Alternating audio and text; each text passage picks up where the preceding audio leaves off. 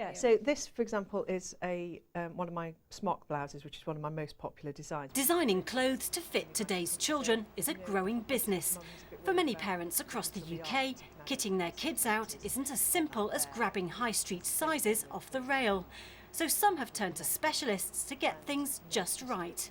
If they're, say, 6 to 7, but they're a little larger than a 6 to 7 size, I could say do a 7 to 8 chest, but do a 6 to 7 length. So I can cater specifically for each and every child.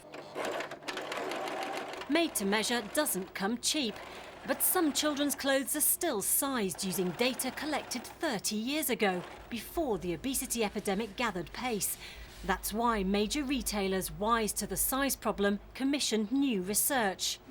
From tape measure to TARDIS, this is one of the 3D body scanners used to measure 2,500 children.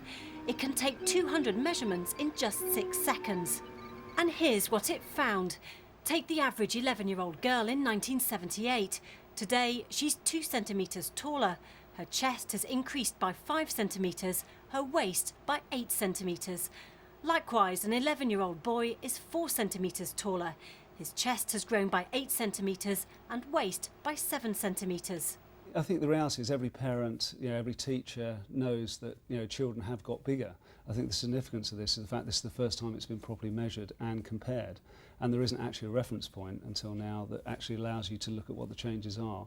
But with 1 in 3 children in England already classed as overweight, it's the expansion of waistlines that's causing most concern. I'm afraid the prospect that it'll get worse in the future, essentially because of the credit crunch, which is going to drive a lot of people who we're most worried about into eating the less than healthy foods.